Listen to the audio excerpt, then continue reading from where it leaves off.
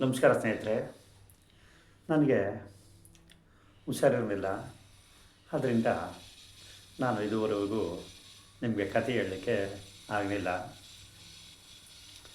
Sugar ಜಾಸ್ತಿ ಆಗಿಬಿಟ್ಟಿತ್ತು. ಅದರಿಂದ ಒಂದು ಸ್ವಲ್ಪ ಕಂಟ್ರೋಲ್ ಗೊತ್ತಿರಲಿಲ್ಲ.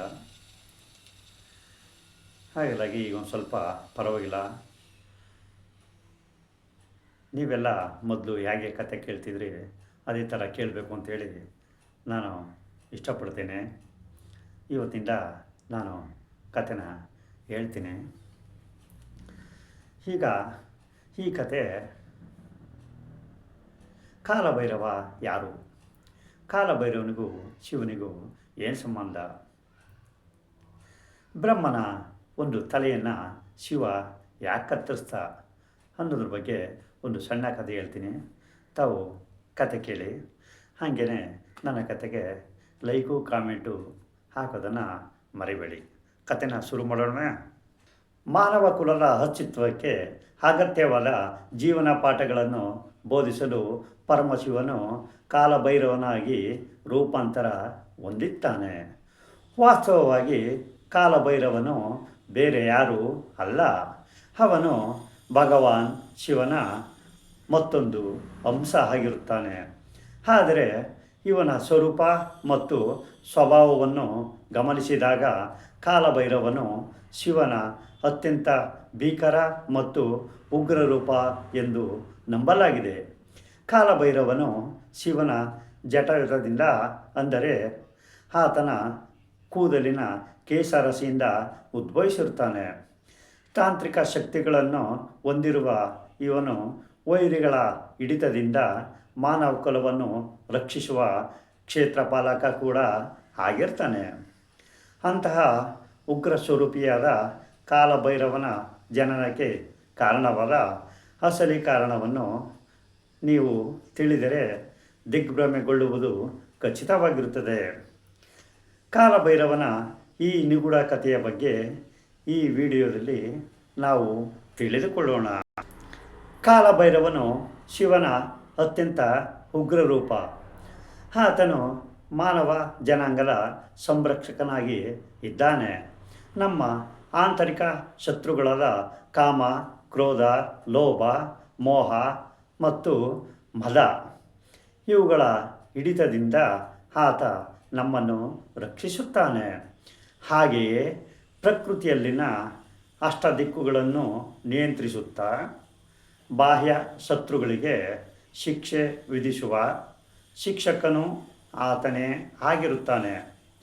ಹಾಗಾದರೆ ಕಾಲಭೈರವನು ಹೇಗೆ ಉದ್ಭವಿಸಿದನು? ಹಿಂದೂ ಧರ್ಮದಲ್ಲಿ ಭೈರವನ ಉದಯಕ್ಕೆ ಸಂಬಂಧಿಸಿದ ಹಲವಾರು ದಂತಕಥೆಗಳು ಇವೆ. ಈ ಎಲ್ಲ ಕಥೆಗಳಲ್ಲಿ ಅತಿ ಹೆಚ್ಚು ಪ್ರಚಾರ ಪಡೆದಿರುವ ಕಥೆಯು ಶಿವಪುರಾಣಕ್ಕೆ ಸೇರಿರುತ್ತದೆ. ಇದರ ಪ್ರಕಾರ ಒಮ್ಮೆ ಬ್ರಹ್ಮ ಮತ್ತು ವಿಷ್ಣುದೇವರ ನಡುವೆ ಒಂದು ಸಂಭಾಷಣೆ ನಡೆಯುತ್ತಿರುತ್ತೆ. ಆ ಸಮಯದಲ್ಲಿ ಭಗವಾನ್ ವಿಷ್ಣುವು ಬ್ರಹ್ಮದೇವನಿಗೆ ಹೀಗೆ ಕೇಳುತ್ತಾನೆ: ಈ ಇಡೀ ಜಗತ್ತಿಗೆ ಎಲ್ಲರಿಗಿಂತ ದೊಡ್ಡ ಸೃಷ್ಟಿಕರ್ತ ಯಾರು ಅಂತ ಕೇಳುತ್ತಾನೆ.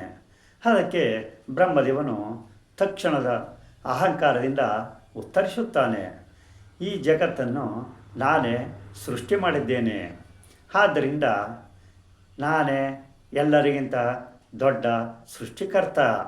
ಎಲ್ಲರೂ ನನ್ನನ್ನೇ ಪೂಜಿಸಬೇಕು ಎಂದು ಹೇಳುತ್ತಾನೆ.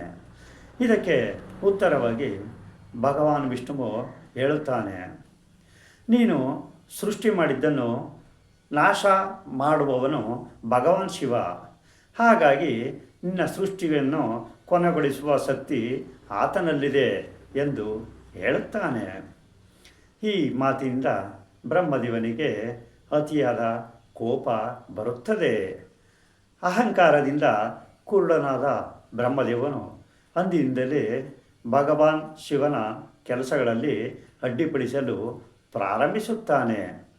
ಆತ ಪದೇ ಪದೇ ಶಿವನಿಗೆ ತೊಂದರೆಗಳನ್ನು ಕೊಡುತ್ತಿರುತ್ತಾನೆ.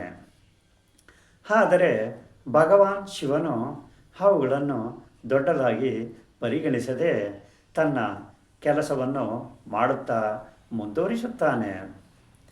ದಿನಗಳು ಕಳೆದಂತೆ ಬ್ರಹ್ಮದೇವನ ತೊಂದರೆಗಳು ಮಿತಿ ಮೀರಿದಾಗ ಅದನ್ನು ಇನ್ನೂ ಸಹಿಸಲಾಗದ ಶಿವ ತನ್ನ ಕೂದಲಿನ ರಾಶಿಯಿಂದ ಒಂದು ಸಣ್ಣ ಕೂದಲನ್ನು ಕಿತ್ತು ಎಸೆಯುತ್ತಾನೆ. ಆ ಕೂದಲು ತಕ್ಷಣವೇ ಕಾಲಭೈರವನ ರೂಪವನ್ನು ತಾಳುತ್ತದೆ. ಕಾಲಭೈರವನು ತಡೆಯಲಾರದಷ್ಟು ಕೋಪದಿಂದ ಬ್ರಹ್ಮದೇವನ 5 ತಲೆಗಳಲ್ಲಿ ಒಂದನ್ನು ತನ್ನ ಕಿರುಬೆರಳಿನ ನಖದಿಂದಲೇ ಕತ್ತರಿಸಿ ಹಾಕುತ್ತಾನೆ. ಇದರಿಂದ ಬ್ರಹ್ಮನನ್ನು ಆವರಿಸಿದ ಅಹಂಭಾವವು ಸಂಪೂರ್ಣವಾಗಿ ನಿವಾರಣೆಯಾಗುತ್ತದೆ. ಪಶ್ಚಾತ್ತಾಪದಿಂದ ಇನ್ನು ಮುಂದೆ ತಾನೇ ವಿಶ್ವದ ಕಲ್ಯಾಣ ಮತ್ತು ಪ್ರಯೋಜನಗಳಿಗೆ ಮಾತ್ರ ಕೆಲಸ ಮಾಡುತ್ತೇನೆಂದು ಪ್ರತಿಜ್ಞೆ ಮಾಡುತ್ತಾನೆ. ಅಂದಿನಿಂದ ಬ್ರಹ್ಮನು ಕೇವಲ 4 ತಲೆಗಳನ್ನು ಹೊಂದಿದ್ದು ಚತುರ್ಮುಖ ಬ್ರಹ್ಮ ಎಂದು ಕರೆಯಲ್ಪಡುತ್ತಾನೆ. ಆದರೆ ಬ್ರಹ್ಮದೇವನು ಬ್ರಾಹ್ಮಣನಾಗಿದ್ದರಿಂದ ಬ್ರಾಹ್ಮಣನಾದ ಬ್ರಹ್ಮನನ್ನು ಕೊಂದ ಕಾರಣ ಶಿವನಿಗೆ ಬ್ರಹ್ಮ ಹತ್ಯಾ ಪಾಪವು ತಗಲುತ್ತದೆ. ಬ್ರಹ್ಮದೇವನ ತಲಬುರುಡೆಯು ಕಾಲಭೈರವನ ಕೈಗಳಿಗೆ ಅಂಟಿಕೊಂಡು ಬಿಡುತ್ತದೆ. ಇದನ್ನೇ ಬ್ರಹ್ಮಕಪಾಲ ಎಂದು ಕರೆಯಲಾಗುತ್ತದೆ. ಬ್ರಹ್ಮನನ್ನು ಸಂಹರಿಸಿದ ಪಾಪಕ್ಕಾಗಿ ತನ್ನ ಕೈಗೆ ಅಂಟಿಕೊಂಡ ತಲೆ ಬುರುಡೆಯೊಂದಿಗೆ ಭೈರವನು 12 ವರ್ಷಗಳ ಕಾಲ ಪ್ರಪಂಚದಾದ್ಯಂತ ಸಂಚರಿಸುತ್ತಾನೆ. ಆ ಕಪಾಲವು ಅವನ ಕೈಯಿಂದ ಬೇರ್ಪಡುವುದೇ ಇಲ್ಲ. ಕಾಲಭೈರವನು ತನ್ನ ಬ್ರಹ್ಮ ಹತ್ಯಾ ದೋಷವನ್ನು ನಿವಾರಿಸಿಕೊಳ್ಳಲು ಆ ಬ್ರಹ್ಮ ಕಪಾಲದೊಂದಿಗೆ ಪವಿತ್ರ ಕ್ಷೇತ್ರಗಳ ಯಾತ್ರೆಯನ್ನು ಆರಂಭಿಸುತ್ತಾನೆ. ಆದರೆ ಎಷ್ಟು ಕ್ಷೇತ್ರಗಳನ್ನು ಸುತ್ತಿದರೂ ಅವನಿಗೆ ಅಂಟಿಕೊಂಡಿದ್ದ ಪಾಪವು ದೂರವಾಗುವುದಿಲ್ಲ. ಕೊನೆಗೆ ಅವನು ಭಗವಾನ್ ವಿಷ್ಣುವಿನ ಹತ್ತಿರ ಹೋಗಿ ಬೇಡಿಕೊಳ್ಳುತ್ತಾನೆ. ಆಗ ಮಹಾವಿಷ್ಣುವು ಕಾಲಭೈರವನಿಗೆ ಹೀಗೆ ಹೇಳುತ್ತಾನೆ: ಕಾಲಭೈರವ, ನೀನು ಶಿವನ ಮಗ, ಹಾಗಾಗಿ ನೀನು ಶಿವನಿಗೆ ಸಮಾನ. ನೀನು ಹುಟ್ಟಿದ್ದೇ ಬ್ರಹ್ಮನ ಅಹಂಕಾರವನ್ನು ಮುರಿಯಲು. ಅದಕ್ಕೋಸ್ಕರ ನೀನು ಎಷ್ಟೇ ಯಾತ್ರೆಗಳನ್ನು ಮಾಡಿದರೂ ಉಪಯೋಗವಿಲ್ಲ. ನೀನು ಕಾಶಿಗೆ ಹೋಗಿ ಕಾಶಿಯಲ್ಲಿ ನೀನು ಕಾಲು ಇಟ್ಟ ತಕ್ಷಣವೇ ನಿನ್ನ ಪಾಪವೆಲ್ಲ ನಾಶವಾಗುತ್ತದೆ ಎಂದು ಸಲಹೆ ಕೊಡುತ್ತಾನೆ. ಆತನ ಸೂಚನೆಯಂತೆ ಭೈರವನು ಕಾಶಿಯನ್ನು ತಲುಪುತ್ತಾನೆ. ಆಶ್ಚರ್ಯಕರವಾಗಿ ಕಾಶಿಗೆ ಹೋದ ತಕ್ಷಣ ಕಾಲಭೈರವನ ಕೈಗೆ ಅಂಟಿಕೊಂಡಿದ್ದ ಬ್ರಹ್ಮಕಪಾಲವು ಅವನ ಕೈಯಿಂದ ಬೇರ್ಪಟ್ಟು ನೆಲದ ಮೇಲೆ ಬೀಳುತ್ತದೆ. ಆ ಪವಿತ್ರ ಸ್ಥಳವನ್ನು ಕಪಾಲ ಮೋಕ್ಷ ತೀರ್ಥ ಎಂದು ಕರೆಯಲಾಗುತ್ತದೆ. ಅದೇ ಸ್ಥಳದಲ್ಲಿ ಕಾಲಭೈರವ ಮಂದಿರವನ್ನು ನಿರ್ಮಿಸಲಾಗುತ್ತದೆ. ನಂತರ ಕಾಲಭೈರವನನ್ನು ನೋಡಿದ ಪರಮಶಿವನು, ಕಾಲಭೈರವ, ನೀನು ಇಲ್ಲಿಯೇ ನೆಲೆಸಿ ಕ್ಷೇತ್ರ ಪಾಲಕನಾಗಿ ಜವಾಬ್ದಾರಿಗಳನ್ನು ವಹಿಸಿಕೋ.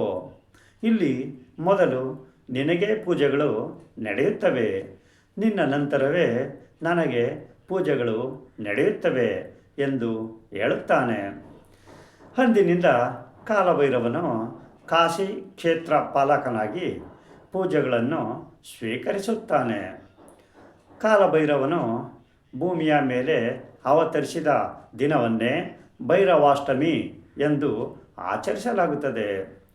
ಪುರಾಣಗಳ ಪ್ರಕಾರ ಸತ್ಯಯುಗದಲ್ಲಿ ಬ್ರಹ್ಮದೇವನ ಮಗನಾದ ದಕ್ಷ ಪ್ರಜಾಪತಿಯು ಶಿವನ ಮೇಲೆ ಪ್ರತೀಕಾರ ತೀರಿಸಿಕೊಳ್ಳುವ ಉದ್ದೇಶದಿಂದ ಬೃಹಸ್ಪತಿ ಎಂಬ ದೊಡ್ಡ ಯಜ್ಞವನ್ನು ಆಯೋಜಿಸುತ್ತಾನೆ.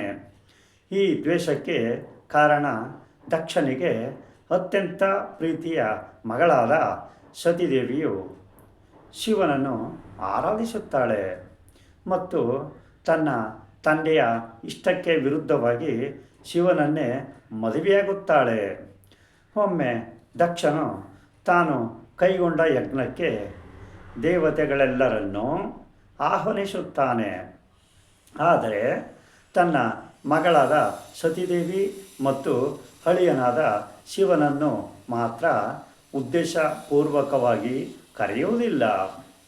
ಈ ಕಾರ್ಯಕ್ರಮಕ್ಕೆ ಆಹ್ವಾನ ಸಿಗದಿರುವುದಕ್ಕೆ ಸತಿಗೆ ತುಂಬ ದುಃಖವಾಗುತ್ತದೆ. ಅದು ತನ್ನ ತವರು ಮನೆಯ ಕಾರ್ಯಕ್ರಮ ಆಗಿದ್ದರಿಂದ ಅದಕ್ಕೆ ಹಾಜರಾಗಲೇಬೇಕು ಎಂದು ಅವಳು ಬಲವಾಗಿ ಬಯಸುತ್ತಾಳೆ. ತನ್ನ ಈಕೆಯ ಆಸೆಯನ್ನು ಅವಳು ಶಿವನಿಗೆ ತಿಳಿಸುತ್ತಾಳೆ. ಆದರೆ ಆಹ್ವಾನವಿಲ್ಲದ ಸ್ಥಳಕ್ಕೆ ಹೋಗುವುದು ಶಿವನಿಗೆ ಸ್ವಲ್ಪವೂ ಇಷ್ಟ ಇರುವುದಿಲ್ಲ. ಆದರೂ ಸತಿದೇವಿ ಆ ಯಜ್ಞಕ್ಕೆ ಹೇಗಾದರೂ ಹಾಜರಾಗಲೇಬೇಕೆಂದು ಹಠ ಹಿಡಿಯುತ್ತಾಳೆ. ಬೇರೆ ದಾರಿ ಇಲ್ಲದೆ ಶಿವನು ಕೂಡ ಒಪ್ಪಿಗೆ ನೀಡುತ್ತಾನೆ. ಶಿವನ ಅನುಮತಿಯೊಂದಿಗೆ ಸತಿದೇವಿ ತನ್ನ ಪೋಷಕರ ಮನೆಗೆ ಹೊರಡುತ್ತಾಳೆ. ಸತಿದೇವಿ ಯಜ್ಞ ನಡೆಯುವ ಸ್ಥಳವನ್ನು ತಲುಪಿದಾಗ ಅವಳು ಬಂದಿರುವುದನ್ನು ನೋಡಿ ದಕ್ಷನು ಸಂತೋಷ ಪಡುವುದಿಲ್ಲ. ಬದಲಿಗೆ ಎಲ್ಲರ ಮುಂದೆ ಅವಳನ್ನು ನಿರಾಕರಿಸಿ ಅವಮಾನಿಸುತ್ತಾನೆ. ಅಷ್ಟೇ ಅಲ್ಲದೆ ಅವಳ ಪತಿಯಾದ ಶಿವನನ್ನು ಕೂಡ ನಿಂದಿಸುತ್ತಾನೆ. ತನ್ನ ತಂದೆಯೇ ತನ್ನ ಪತಿಯನ್ನು ದೂಷಿಸುವುದನ್ನು ಸಹಿಸಲಾಗದ ಸತಿದೇವಿ ಆ ಯಾಗದ ಬೆಂಕಿಗೆ ಹಾರಿ ಆತ್ಮಹತ್ಯೆ ಮಾಡಿಕೊಳ್ಳುತ್ತಾಳೆ.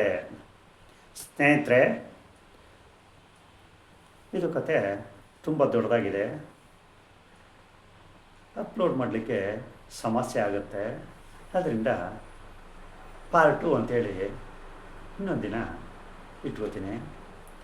ತಾವು ಈ ಕಥೆನ ಕೇಳ್ತಾಯಿರಿ. ನನ್ನ ಕತೆಗೆ ಲೈಕು ಕಾಮೆಂಟು ಕೊಡಿ. ಹಾಗೆಯೇ ತಮ್ಮ ಅಭಿಪ್ರಾಯಗಳನ್ನು ಕಾಮೆಂಟ್ ಬಾಕ್ಸ್ಗೆ ತಪ್ಪದೆ ಹಾಕಿ. ಇನ್ನು ಮುಂದೆ ನಾನು ಕಥೆನ ಸರಿಯಾದ ಸಮಯಕ್ಕೆ ಹೇಳ್ತೀನಿ ಅಂತ ಹೇಳ್ಕೊತೀನಿ. ದಯವಿಟ್ಟು ಕತೆ ಹೇಳೋದಕ್ಕೆ ಕ್ಷಮಿಸಬೇಕು ಅಂತ ಹೇಳ್ಕೊತೀನಿ. ಮತ್ತೆ ಹೇಳ್ತಾ ಇದ್ದೀನಿ, ನನಗೆ ಆರೋಗ್ಯ ಸರಿ ಇರ್ತಾನಿಲ್ಲ. ಅದಕ್ಕೋಸ್ಕರ ಆರೋಗ್ಯವನ್ನು ಸ್ವಲ್ಪ ಚೇತರಿಸ್ಕೊಳ್ಬೇಕಾದ್ರೆ ಒಂದು 20 ದಿನ ಟೈಮ್ ಆಯಿತು. ಯಾರು ಬೇಜಾರು ಮಾಡ್ಕೊಳ್ಳಿ. ಮತ್ತೆ ಕತೆ ಹೇಳ್ತೀನಿ. ನಮಸ್ಕಾರ.